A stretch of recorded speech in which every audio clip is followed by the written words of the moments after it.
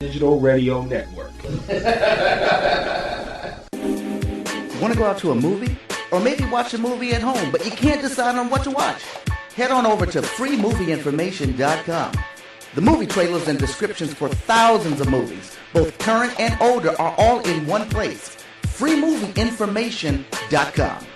Thousands of movie trailers, one location. freemovieinformation.com. Hey everyone, thanks for listening to the All Digital Radio Network. Whether you're a brand new listener or a longtime fan, you've probably noticed that we have quite a lineup. Do you have a business, an organization, or a group that needs global exposure? Have you been priced out of the traditional radio market, or are you seeking a new, innovative way to reach your customer base in this advanced digital age? Radio advertising is one of the most inexpensive and effective ways to get your message out to the mass public. We have advertising packages for almost any budget with the same quality you've come to expect from the All Digital Radio Network. Give us a call today at 312-324-0180, or you can email us at advertising@alldigitalradio.com. Let the All Digital Radio Network broadcast your business message to the world crystal clear. Did you know that the federal government gives away over $400 billion in grants each year to private citizens like you? Go to findthegrant.com. These programs require no credit check, no collateral, no cosigner. What you need is the correct information found at findthegrant.com.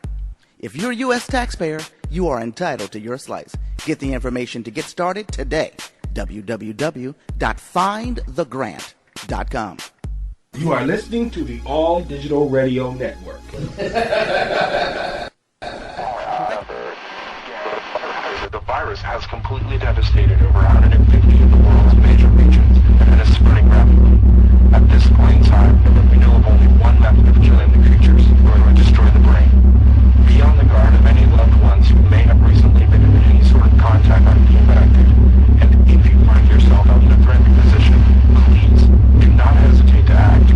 Again, this is not a test. This is not a joke.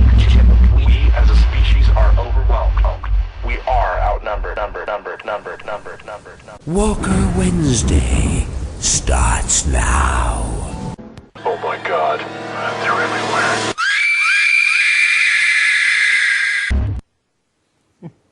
All right, Walker fans, welcome to Walker Wednesday, your midweek dose of The Walking Dead. I'm Slick, my sidekick, the one, the only, the infamous, the dirt farmer himself, Walk Michaels. Hello. I need a new nickname. You do, but you're the dirt farmer. I mean, that's what you're always going to be known as, you know, in this realm, the dirt farmer. I just can't wait until like ADR goes out of whack again and like the soundboard is like 1,000 times louder than it should be and that chick screams in our opening intro and scares the bejesus out of everybody. I love it. It's so loud. Oh, we got Beatrice and Stassi say we have dead air. Nothing's broadcasting. Well, that's never good. I'm not looking in the walkie-talkie box. Did we decide what we're going to call it? Yeah, that'll work. The walkie-talkie box. I'm not in there, but can anyone else hear us? Oh, interesting. Unless Darryl changed some stuff around, which is always possible. They just can't seem to hear us on the player. Imagine that. Here, I'm here right now. No, nobody can hear anything. Oh, I'm going over to the actual All Digital Radio Network and seeing if the old loyalty player. But the podcast will still be there. Oh, of course it will. I mean, here I will in the shout box. I will throw a temporary link to the crappy player. And see if that works. If not, we have a podcast, so we'll just see what happens. Because I'm connected, so it's working. Yeah, I can hear you. So, you know, what else? Who else really counts, you know? Yeah. Maybe someone will try the loyalty player and see if that works. All right, guys, hook up the loyalty player. Well, they can't hear us. Yeah. Oh, well. They can't hear you. I'm checking the HTML player on Darryl's site, and it doesn't appear to be working either. So, I don't know. Oh, did they pay the bill? Oh, I'm sure he paid the bill. It's probably just something funky. I can't say it's lake effect snow there because he's in Chicago. He's not getting hammered with 7 feet of snow like they are in Buffalo. No, that's like the apocalypse. I mean, that's not The Walking Dead. That's not walkers. That's not. But that, I mean, 6 feet, 7 feet of snow, that's the apocalypse. That's. We haven't seen walkers in snow yet, have we? We did kind of. They were frozen in the swamp outside of Herschel's place. Yeah, but that's not like, oh, I don't know. They're trying, some of them are trying the loyalty player. I'll send Darryl a text message if the loyalty player doesn't work. So, anyways, Walking Dead, Sunday night, Consumed is the episode, and this is an episode people have been waiting for. This is the Darryl Carol episode. Answered some questions, sort of, but left us with a lot of questions. I don't know. What was your thoughts? I'm just glad we didn't have to go with Eugene and Abraham again.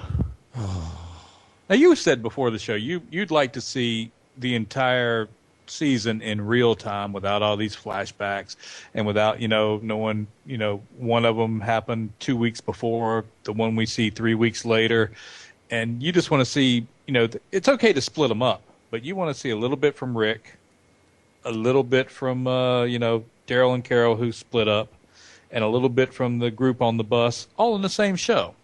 Yeah, oh, absolutely. It drives me nuts because sometimes, we'll go 2 or 3 episodes before we bounce back to, one of the groups. We've seen that happen, and it drives me. I don't really consider Beth.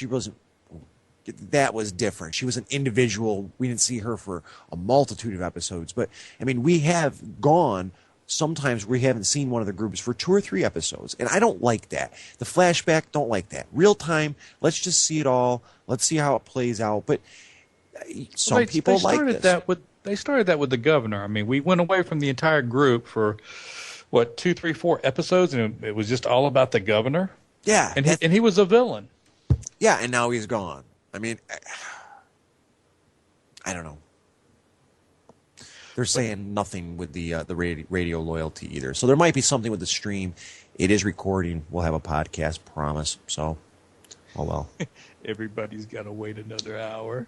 No, it'll be a little longer because I'm putting it on YouTube. So. Oh, cool. So they got to wait 2 hours. We're in demand. We're like The Walking Dead. They got to wait, for the, especially if you watch it on AMC. If you don't watch it on television, you got to sit there and wait for it. Then it comes on like 30 times in a row after you've already seen it. Oh, yeah, I know. And this is the first week that I actually didn't watch the second time. Usually, I watch the first episode, or, the real episode, or the new episode. Then I watch parts of The Talking Dead, but usually I switch to something I've DVR'd, and then usually I lay down on the couch and I watch The Walking Dead again. It's where I pick up all the things I missed the first time through, and I didn't do that this week, so I might be a little rusty with some of it, but I did watch the first time. Just not the same. They started out with, you love the flashbacks. They started out with a flashback, basically told us everything that happened to Carol after Rick kind of booted her out of the group there in that cul-de-sac. Well, and I guess that's kind of cool in a way. I mean, if you're not going to show it to us in real time, at least they're giving us the answers to some of the questions, because there was people out there saying, well, what the hell was Carol actually doing? Where has she been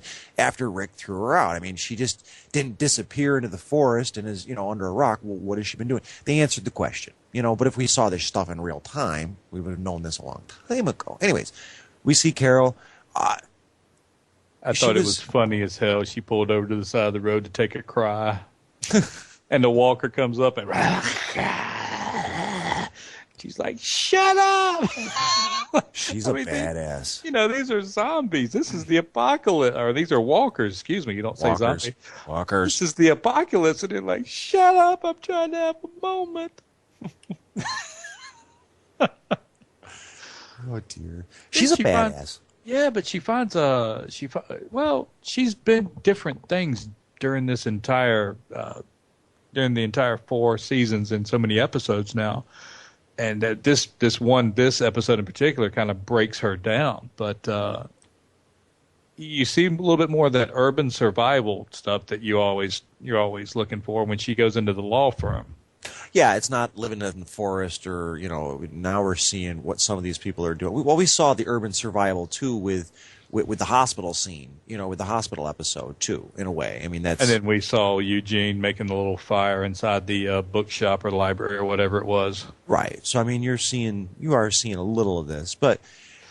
I mean, would you have thought of that if you're on the run from, a nuclear war or a tsunami or whatever? Would you go into an office and get all the recycled bottles with the little bitty bits of backwash that's left in the bottles and find your water that way? No, but isn't this the place that she? Oh no, this isn't the backstory. This is where she set up on her own, because when her and Darryl went into one place, she seemed to know that place, and we'll get to that. Yeah, this one, at the end of this flashback, she can see the smoke coming from when they blew up the prison. So she goes, she wasn't too far. She didn't go too far from the prison. She could see the fire from them blowing up the tower with that tank. And she rolls back and you see the fire. And the fire seems to be a key element with this whole consumed theme. Well, she was probably just back in the very next town from the prison, and I'm sure they were still, in theory, going there to get supplies, and she would have seen them coming and going, and and if this was real life, it's not. It's a TV show. God, I get so caught up in it. I can't remember how much time passed, but by the time, really, Rick didn't have any time at all to say what happened to Carol before the governor was right there with the tank, if I remember correctly. It wasn't like 2 or 3 weeks. It was only a matter of a couple of days. Yeah. Or even a day. Yeah, it wasn't long at all. And that whole thing kind of happened. And then at that point, when they left the prison, I'm sure Carol lost track of them at some point. Because everybody kind of... She saw the fire, went running, and that was the end of the first flashback. And then right there we are in the chase scene where we see Darryl and Carol. We know they're going off to be in an episode all by themselves, and there they are, trailing a couple of the cops, Dawn's cops, with the little white crosses. Yeah, in the window. What's up with the white cross? Yeah, that's not copish. I guess that has something to do with the hospital. Yeah, the hospital. What was that? What's the name of the hospital? See, now we don't have anybody in the shout box to answer our questions. It's Grady Memorial. And I guarantee you, that's the hospital. Those were hospital vehicles. That's my guess. I don't know. I think they were all paid, because one of them was a Mustang, and you got the van that did have the gurney in it. But we'll see about that later. But they're trailing them in this little car that Carol was getting ready to jump in and just go off, because I think she was kind of done with the group. They're celebrating being reunited, and Carol's bringing the whole group down. That's why Darryl goes out and sees her, and they jump into the car, and they follow the little white cross car all the way back to Atlanta. And I can't figure out where the hell these people are at, because I thought they were north of Atlanta. And then they take 85 north to get to Atlanta. They were a little bit further south than I thought. Either that or Abraham does not know his maps for a damn. Ooh, or you may have just picked up on something that the writer screwed up on. It could be, but if they were going north to Atlanta and they were already north of Athens, Georgia, which is north of Atlanta, that they would have had to go south, 85 south, to get there. But I think Abraham just screwed up the map. But it's funny, they sit there and they notice that it's a cop, and they're kind of shocked. It's a cop in a clean uniform, and who knows what the cop was doing. He was in the alley. He looked like he was going for supplies. That might be where they keep the hookers. For the that have to work off their stitches, and that's where Beth is. At least Beth didn't get smacked anymore this week. She already looks like Frankenstein. She looks terrible. But there's a walker. It scares the shit out of them, because they're normally the walkers don't bother, but it scared the shit out of Carol because she was trying to hide from the cop. And it looked like it scared Darryl, too. And they're sitting there, and the cops, you could see the cop looking at him going, what the hell is that walker doing to that car? Yeah, you could see that happening. And I was surprised that the walkers didn't notice him. He must have been being extra quiet, because nothing bothered him at all. Oh, they had a plate lined up. They just couldn't get through the window. They're not the brightest things. I don't know if you noticed that. No, I mean the cop when he was out of the car. Yeah, but the walker already had the dinner lined up right on the other side of that window. He was after Carol at that point. He wanted some Carol McNuggets. But cops looking over, and he almost, I'm surprised he didn't come over. They have to confront him, but damn it, they ran out of gas. I mean, did they not bring their gas card? There wasn't an Exxon around? That's what I can't figure out. Why are they out of so much stuff when so many people are dead and there's nobody using this shit? Well, yeah, but how are you going to get that shit out of the ground at the gas station? There's actually ways. Wow. You can actually get a little pump and get it out. I mean, you just have to unlock it. That's true. I believe there was a movie. The guy that played the Penguin in Batman, and he was also Rocky's coach in the first couple of Rocky movies. Meredith something or another. I can't remember his name now. He was chasing Lee Majors, and Lee Majors was the last race car driver. And what Lee Majors would do is he'd stop because they'd outlaw cars, and Lee Majors was taking his car from one end of the country to the other to protest the government because you weren't allowed to have a gas-burning car. And he would go to every gas station, and he had a pump that was 6 inches longer than the standard pump, and you could actually get the stuff right out. No kidding. Yeah. But going back to the point you made, you would think that there'd be a lot more supplies and stuff. This is something I've discussed with my wife. Not so much there should be ample supplies of gas, but that we don't ever really see them going on supply runs anymore for anything. I mean, they used to go on supply runs and a little bit, but you never see them having to do the basic survival needs in that way anymore. You know what I mean? Well, they just stocked up at the food pantry. They got 3 shopping carts worth of crap there. But how long is 3 shopping carts going to last with a group like that? I don't know. They don't eat a lot. Ain't none of them picking out. Yeah, that's true. This isn't Utopia where they were all eating like crazy. Even before they got to that point, I love Carol. She's like, run him off the road. Just run his ass off the road. No, maybe he won't tell us nothing. They was plotting like Batman and Robin. Oh, I love this. It's great to see the two of them back together. It really is. The interaction was well written. I don't know if this is, I want to think that the writers put Carol and Darryl together since, season 1 and then more in season 2, especially when he goes out and gets the rose for her that represents Sophia. And you want to think that they were kind of molded for this episode. But then you have to wonder, they're the 2 badasses. I mean, if you're going to have a Survivors kickball team, they're getting picked 1 and 2. Oh, absolutely. So this is like this is like putting 2 superstars in the main event.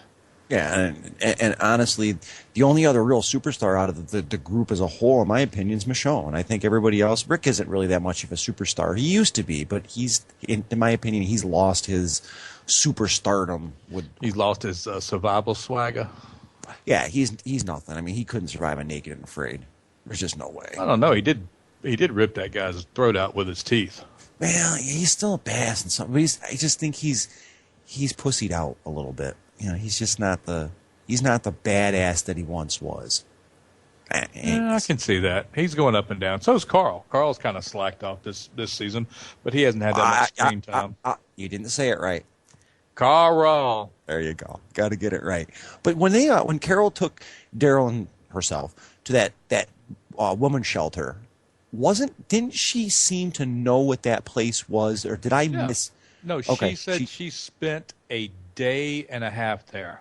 Okay. And then she went back to Ed, and she wished she never would have. Okay. So she didn't spend a day and a half there during the apocalypse survival. She's saying during regular. Yeah, this is before. Okay. But she knew the place. It seemed inside now. That's what I found really interesting about this. Those 2 didn't have to talk. They were like a special forces team. They just went, and one covered the other one, and one did this and one did that, and they just took care of business. Good, right? But yeah, she had been there before. You could tell that. Actually, she even admitted that. Right. Because what did Darryl say? Darryl said, "Did you work here or something?" And she goes, "Something." Yeah, that's how she left it. She just and that's all I remember. I couldn't remember if that ever got answered. Later she did say she only spent a day and a half there. Okay. See, I mentioned this to you on pre-show, and for those of you going to listen on the podcast, because not live for whatever reason, but I don't watch for all the little things like you do, and a lot of people do. They watch for all the little interactions between the characters and all the backstory. I'm watching this show myself personally to learn how to survive when this happens here. I mean, it might not be the zombie apocalypse or whatever, but it could be the grid apocalypse or whatever it is. This is training to me and showing me what I need to do when this happens. So we'll all watch these things for different reasons. Like I said, if you're in a group in this type of situation, you are going to want to know how to hold that group together. And that's what Darryl's doing in this whole episode. I mean, you're seeing, Darryl the guru. He even starts talking, this when they're, in the little bunk beds. And, everybody's, a lot of people are tweeting that, they're going to hook up on the bunk beds. No, they're not. They're not doing that. Not Darryl and Carol. Not anytime soon. Oh, my God. Twitter was on fire. Just do it already. Just do it. And, that's not what this scene is. And you could, I mean, I can see where everyone wanted it to happen, but you could tell that that's not what was going to happen here. But he was giving her the answer she needed to hear, because he said, we get to start over. And, Darryl's trying to fix her. He's trying to bring her back to normal, trying to bring her whatever, she's hung up on right now. And Carol, we don't get to save people anymore. And Darryl looks right at her and said, well, then why are you here? We're here to save Beth. Why are you here if we don't get to save people anymore? Right. And he wants to know what she was doing at the car. If he wouldn't have gone out there, would she have just taken off? And they set up these questions like, setting ducks up in a row so they can answer them a little bit better. But, pink sheets on the bunk bed. Come on now. Darryl ain't sitting on the pink sheet. Well, yeah, you're tired. You sit on anything. At this point in time, I don't think you care. Pink, purple, polka dot, Barbie. Who cares? And then we see, we haven't seen child walkers in a while. No, we haven't. And these are obviously this is a battered woman shelter. We didn't even talk about the part where Darryl picks up the book about surviving childhood abuse. Because we know he was beaten as a child. Right. That came out when him and his brother were traipsing through the woods when he had left the group for a short time. He rips his shirt off and all the marks are on his back. And what's Merle? Merle says, what happened? He says, who do you think he took it out on after you left? So their father was probably a badass too and just beat the snot out of both of them. That's where they get it from, the badass. And so then we see the mother-daughter walkers, and, Carol, she can't save anybody, but she's going to want to save the little kid walker, obviously because what happened to the girls. Darryl talks her out of it, and this is the scene they were talking about a lot in The Talking Dead. It's almost like, your husband took the garbage out for you without being asked. He completed the honey-do list without having to be reminded 1,000 times. Oh, and that's bringing the child out and putting her in the fire. Right. Think about it. She had to bury the girls. She had to save them from Terminus. She's had to carry all this weight on her shoulders. And finally, Darryl steps up, and she didn't have to do it. You could see her face, the way they wrote this scene in. That was just like a relief right there. That's when he started breaking her down to find out what was going on. But does this bring her back to that normal as you can be? You just start. I'm telling you, Darryl should have a psychology degree after this episode. But then they take off, and they trying to find higher ground so they can try and spot the White Cross cars. And what did they go to next? They went to that parking garage that was full of walkers. Yeah, and out of the distance, Darryl just happens to spot that White Cross. That, I mean, you barely could see with the rifle scope, let alone with the naked eye, that Darryl just happened to see. Well, but how does he get in there? He distracts the walkers with more fire. Everything leads back to fire in this. Darryl lights the fires in present, and Carol sees all the fire in the flashbacks in this episode. Fire is what consumes them. That's like a physical metaphor of this whole episode. See, The deep stuff. But, you can see Noah sneaking up on them, and then they go across that sky bridge. That little, you see them in cities, that little bridges that go across the roads. This one goes from the parking garage to the skyscraper. And I love the Walker sleepover party. I'm trying to. I guess I must have missed. I remember that going across the sky bridge. The sky bridge was where all the walkers were in the sleeping bags and in the tent. Yeah. Okay, yep. I remember. Okay, that's. I think couldn't even get out. They're just still all in their sleeping bags. That's awful. And they were speculating. Well, maybe they got killed when Atlanta got bombed. But I rewatched it, and the glass was still intact. So somebody just snuck, or maybe one of their own group, they were talking about this on The Talking Dead, maybe one of their own group said, hey, we only got 5 cans of beans and there's 7 of us, so let me kill everybody in their sleep. Yeah, that's possible. And they're stuck in the sleeping bag as a walker, for the last 2 years. Well, but even it could be as simple, too, as they just starved to death, but yeah. No, you could actually see the blood stains. Oh, okay. At least 1 or 2 of the sleeping bags, you could see the shot right to the heart, but not through the head. So somebody went in and whacked that whole group at one point. Yep. Yeah, you're right. Wow. I'm surprised that the ones didn't come through the tent, though. You would think that they would be able to get through that tent at some point over the course of however, come on. That was funny. Daryl was just cracking me up. I mean, this is what I loved about this episode. There's no freaking Eugene and Abraham, talking about holy metaphors and, very dramatic. And there's no Michonne and Rick that just has to, Carl, we have to survive in this world. There was just 2 people talking smack. Because, even when he's killing the walkers, he's like, I can't believe the crap that I see every day. I mean, he literally says something to that effect. The crap I see is just unbelievable. They're just shaking their head. They're just talking. The whole episode, they just have these great little one-liners with each other that aren't like overly dramatic. I mean, Carl, Shakespeare said thou ought to kill the dang walker. I mean, there's none of that. This was the most down-to-earth episode I have ever seen. Oh, I love it. Your Carl thing is just, I love it. I gotta watch him do it again. I gotta get that one down. But then they walk right into a sound clip for that. They walk right into this luxury suite that looks like it's never been touched by anybody. Yeah, and it had the water, the big water bottle thing. Yeah. It was like half empty. I did notice that. I noticed that was there, and I noticed it was half empty, thinking, you wonder if that'll have any significance, and it didn't really, but... They didn't. If that was me, I would have taken the whole damn thing. You'd have seen that strapped on my back. Yeah. I mean, water. You got to have water. The survival thing, right? 3 days for water, 3 weeks for food. Yeah, the hell of food. I mean, water. And then you got the artwork. And again, they're killing me. I mean, artwork. What some rich guy paid for this? Looked like somebody paying a dog's ass and let us drag his blood across it. And she liked it. Yeah. Carol's like, I kind of like it, or something like that. Like, get out of here.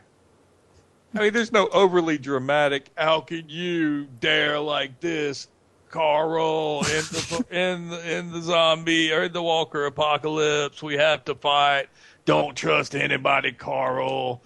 There's just none of that. They're just, messing with each other. This was the greatest episode with the way they had to write these characters in. They do a good job. And this was really great. I mean, then they get a little serious. She looks out the window, sees Atlanta burning. I mean, Daryl's just a guru. So he's like, Carol, how do we get here? We just did. Oh, fuck, snap me back to normal. And then she even says, you never asked me what happened when I met up with Tyrese and the girls. And, Daryl, I mean, I don't know. Where did he get all this wisdom? Didn't have to. They ain't here. Yeah. How much simpler can it get? Yeah, like you said, it wasn't over the top. And she's trying to tell him. Now she's trying to crack her own shell. It was worse than that, she says. And he says, the reason I said we get to start over is because we gotta. because he told her the night before we get to start over. Why do we get to start over? Because we have to start over. There's no other point. There's no other way. We have to keep going. Mm-hmm. And that's when he spots the little itty bitty cross way off yonder from like 4 miles away. Yeah, I mean, come on. It's kind of like that whole Walker farm that we just lost the whole feel for in the last episode. The big Walker farm that just wasn't there. But I'm wondering, I mean, we know about the cops, and we know they go out and then they fight, and they've probably gotten into. I mean, we heard they had some bad times. The guy that used to lead them led them into a couple of places, and they got killed. Yeah. Maybe that van is where he messed up, and he got his butt killed. Oh yeah, we have no idea what that van had to do with. It may not. They didn't know though. They just saw the cross. That's all they saw. Correct. I mean, that's what led them. Yeah, to... and then they got to come back through the little doors that are chained up. And who puts their gun through the door first? I believe it was Carol. Carol went first, going back. I know that, but what I'm saying is, who puts the frickin' gun through the door first? Carol did. I mean, they let their guard down. I mean, they get ambushed by a little skinny kid. Oh yeah, he took them too. I really thought that Darryl would dust them. Darryl was like, "You got some balls." He even rips open the tent so the walkers will cover his escape. Smart. I love Carol. Carol takes the gun out. She's still got the revolver.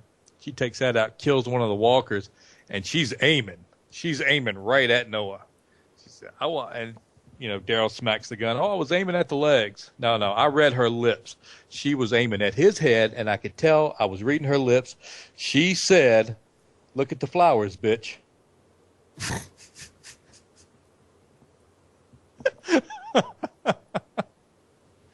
Yeah, bitch, look at the flowers. Bow.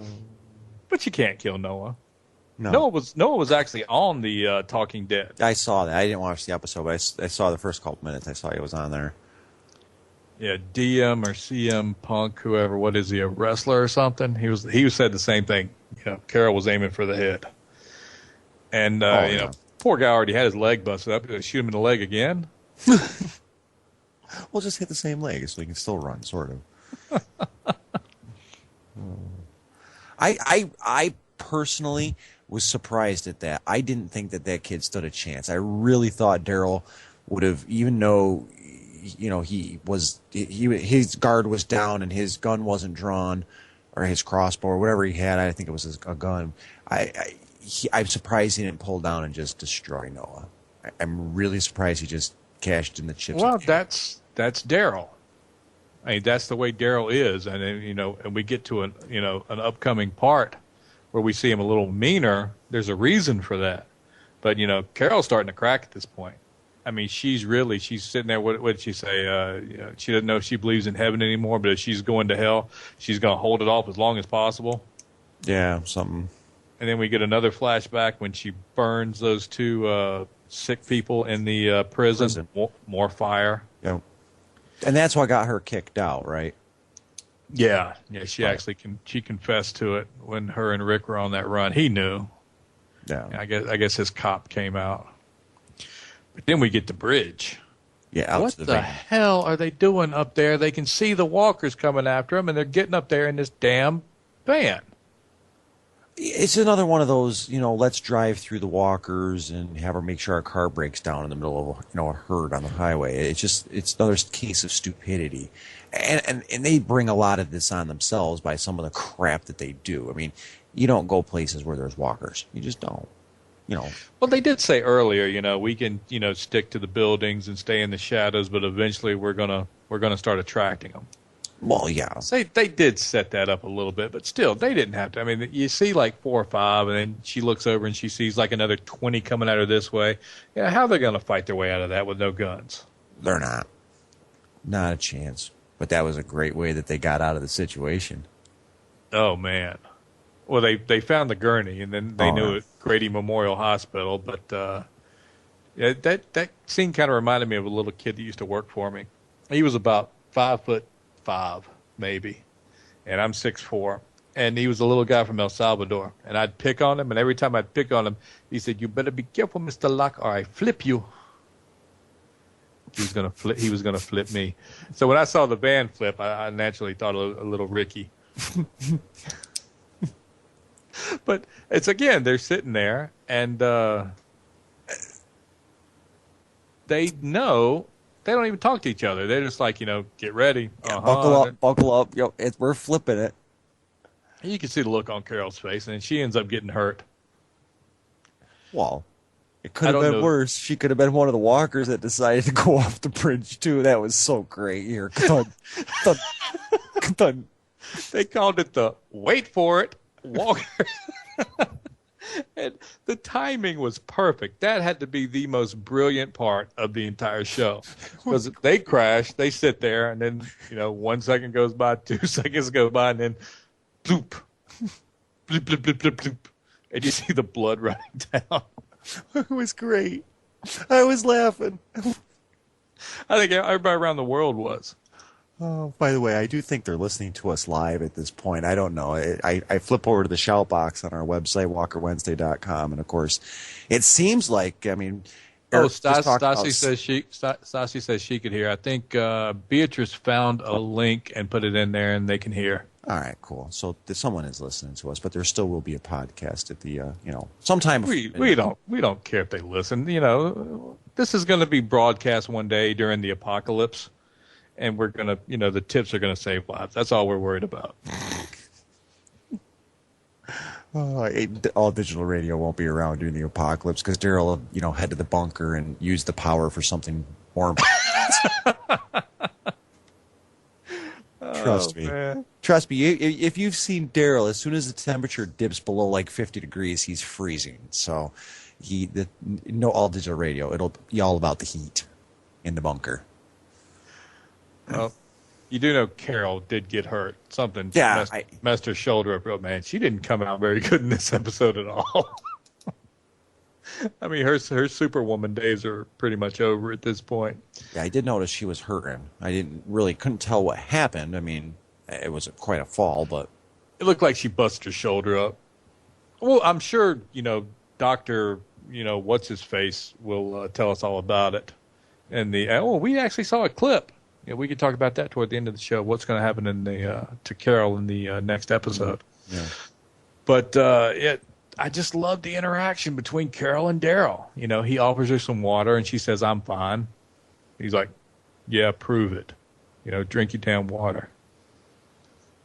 And she's got one of the best lines in the whole show. "We made good time on the way down in the van."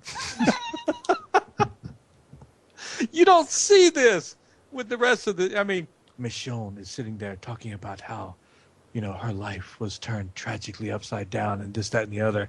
And, Rick's like, "Carl, don't trust anybody." And Eugene is like, "Well, the metamorphosis of the diaphragm and the utilistic of the blah, blah." But who freaking talks like that? They finally wrote the way real people talk. In the apocalypse. I don't care. I mean, we're going to have our own language in the apocalypse. We're going to, call them rotters or walkers, or, if it's a nuclear thing, we're just going to start eating people. We have to start trademarking all the names, so when it happens, not in a good way. Yeah. Oh, the lawyers will be the first to die. Trust me. You ain't going to trademark anything. Bye, lawyers. Thank God. Anyways, so now they go ahead. Darryl is the world's greatest urban hunter. He not only finds a machete, he finds 2 packs of snacks, too. I mean, how do you do that? I mean, Atlanta has been ransacked. It's been torched. It's been everything. And he finds 2 packs of what I guess was potato chips or something. Didn't he find some cigarettes somewhere in this episode, though, too? Yeah, a little bit later on. Oh, it's later on. Okay. You know what kind of cigarettes those were? I don't, but I just... Well, he had to light them on fire, which was another one of our fire references. Okay. Those were Morley's. That's what the chain-smoking guy in the X-Files smoked. We didn't watch X-Files. So they paid... You never saw the little chain-smoker guy in the X-Files? Never watched it. I think they only called him the cigarette-smoking man. He was like the he was the villain, anti-hero, whatever. And he always smoked morally, so this was like a kind of like tipping the hat to the old X-Files. Okay, gotcha. No, I never saw it. No movies, not the show, none of it. But then Darryl's still trying to get Carol out of her shell, and they're talking about how they both changed, and she basically just breaks it. He says Darryl was a kid, now he's a man. Kind of give him a tip of the hat, and then she starts talking about the fire reference again. When she was with Ed and Sophia, she was a victim, and that got burned away. Then at the prison, she became a protector. This is her words. Got burned away. Now she's a warrior, and she's terrified that that's going to be burned away. That's the situation she's in right now, where she's not in her right state of mind. Right. Every persona she takes gets ripped away from her. She didn't want to be the victim. She was glad that one got ripped away. But she wanted to be the teacher, the protector, of the little kids at the prison. That's why she burned the bodies so nobody else would get sick. And that got burned away. And then she came back. She kind of fell into this role when she became, the savior, when she came into Terminus and blew them all up. Well, we've seen other people lose their drive. Abraham, because of Eugene. Carol continues to keep going every time things change for her. Well, she's beginning ready to lose it now. This is, you can't keep going and keep going and keep reinventing yourself. We actually mentioned this, 2 weeks ago before we even knew about this episode. We said, Carol always finds a way to keep going. Darryl always finds a way to keep going. And now she's worried. She wanted to be that protector, and it got ripped away from her. And now she's in this role, and she's so afraid it's going to get burned away, her words. And then Darryl just kind of breaks the whole thing down and goes, we're not ashes yet. Yeah. And then they see Noah can't aim, man. He hit that damn walker right in the throat. And all of Atlanta and all the skyscrapers that look down over Grady Memorial, they picked the same one. Oh yeah, imagine that. It makes the story. We don't have to. Hey, at least we got this whole thing out in one episode. We didn't have to go through 8 episodes of them bumping around and not finding each other in different skyscrapers, because Lord knows they would have probably done that. Yeah. The same way they all sailed those railroad tracks for 7 or 8 episodes. But you make a great point. Imagine that they're in the same skyscraper. Yeah. Yeah. Anyways. Yeah, I was going to call them out on that, but, thank God they didn't have to bump around for 8 episodes to find, walking through skyscrapers and shit. Let's go find that kid who stole our guns.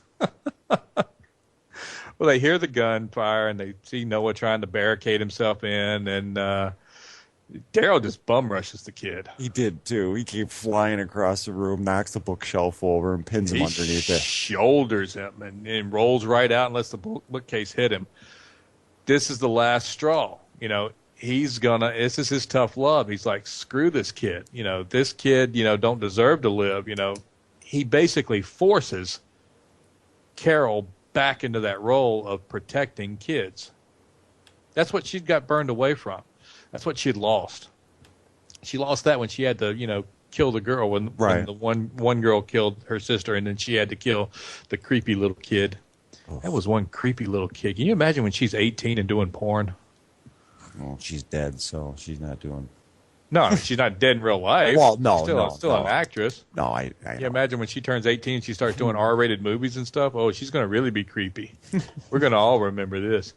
But he basically sets it up, because in The Talking Dead, you even hear him say, he lined up and aimed and killed that walker, right when he saw Carol running for him.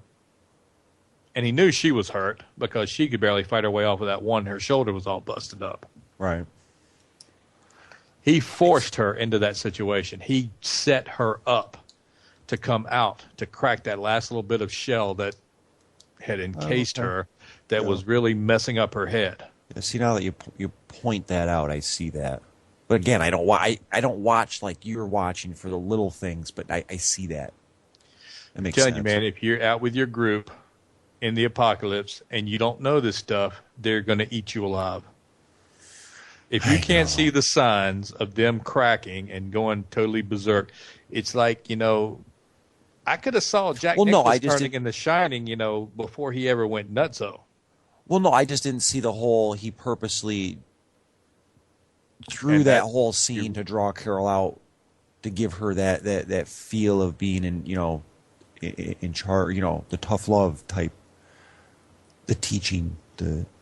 I noticed that kind of stuff, but I really like, when the plots come together. And I really liked it right after that when they started comparing notes. And did you see a blonde girl? Who, Beth? Oh, shit, snap. Yeah, that didn't take long.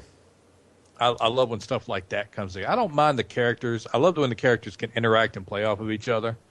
Like, look at Lethal Weapon. Did you watch it because it was a cop show, or did you watch it because Danny Glover and Mel Gibson, before he went nuts, actually played off of each other? That's funny stuff. Yeah, he's nuts now, though. And what was the one with Nick Nolte and Eddie Murphy? I mean, that was just good characters interacting off it. This whole episode was just a lot of that type of thing. It's a very, very good episode. Until Carol forgets to look twice before crossing the street. Oh. Yeah, my wife, she made a comment. She's like, there wouldn't be any cars, but you don't go run right out into the street when you know there is a car coming that you've seen from another roof, or from wherever they were. Oh, anyways.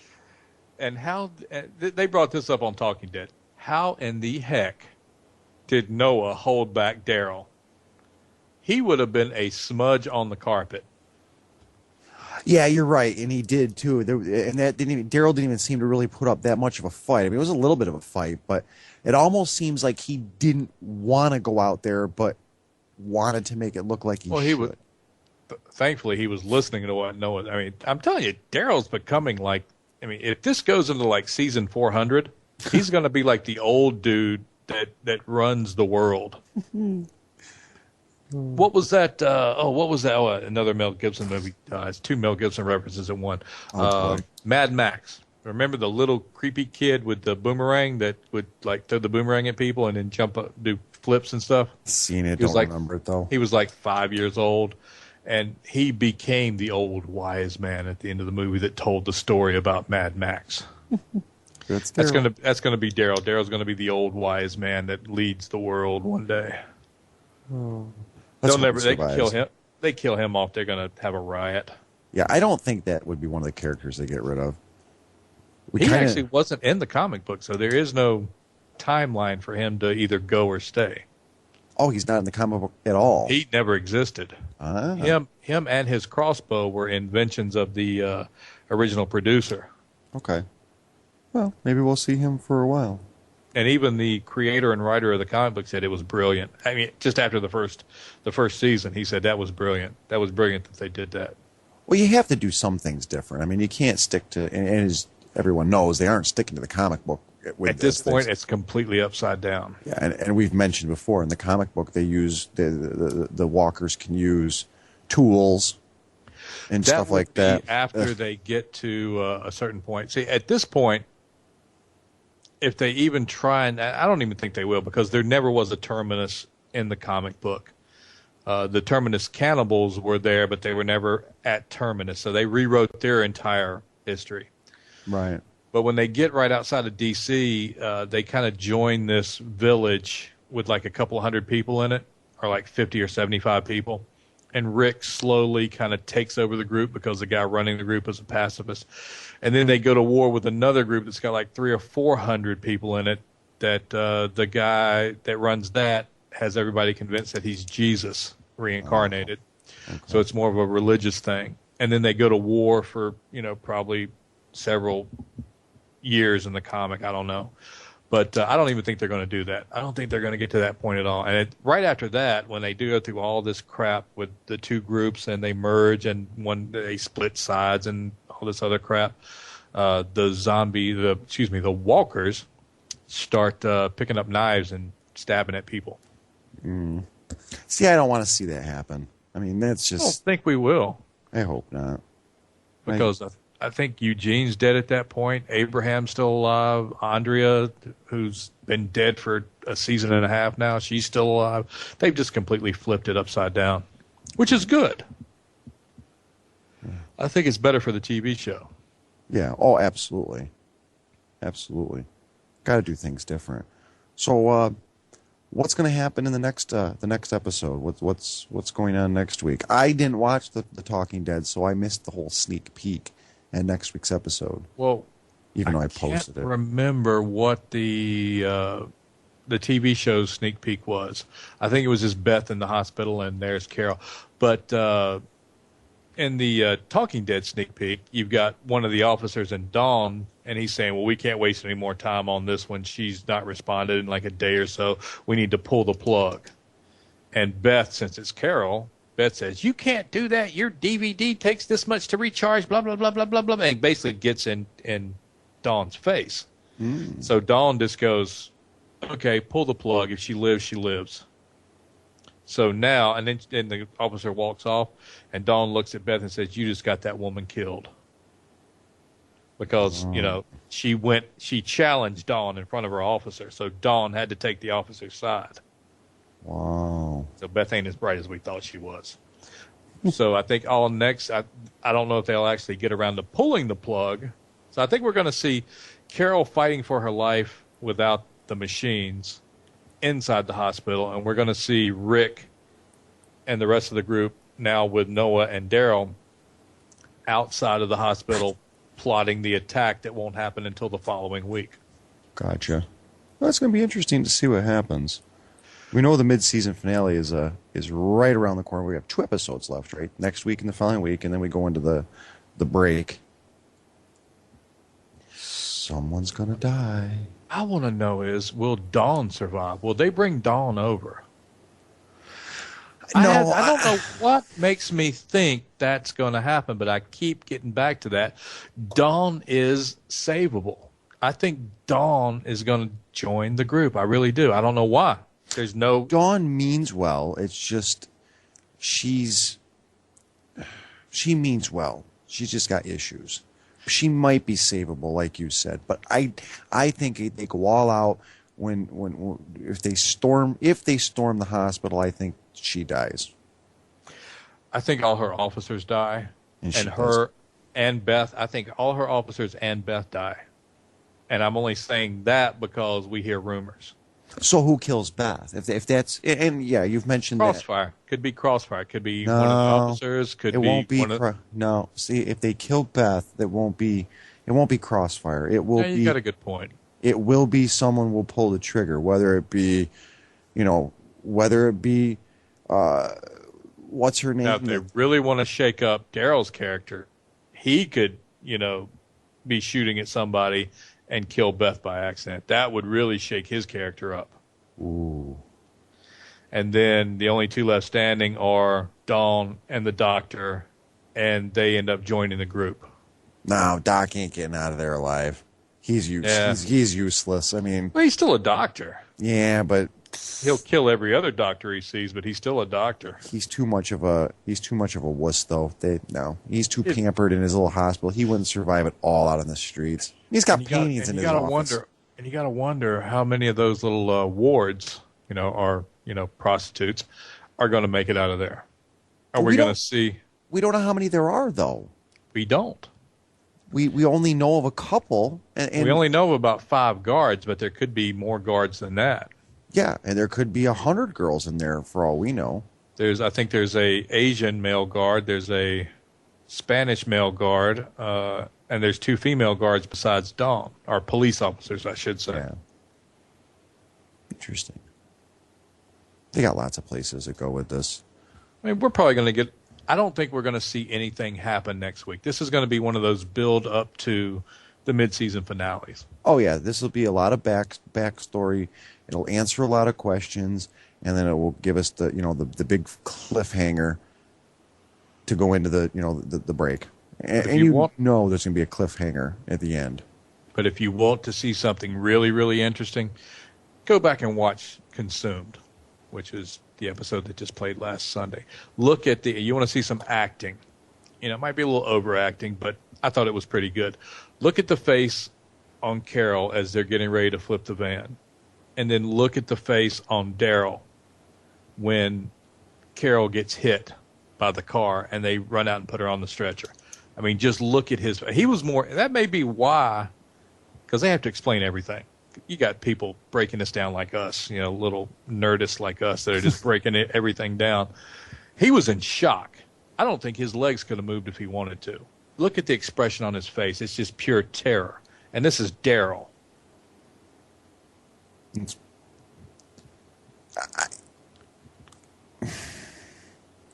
I love what he said, though. How are we going to get her back? So, well, they got lots of people and guns. He said, so do we. But he doesn't.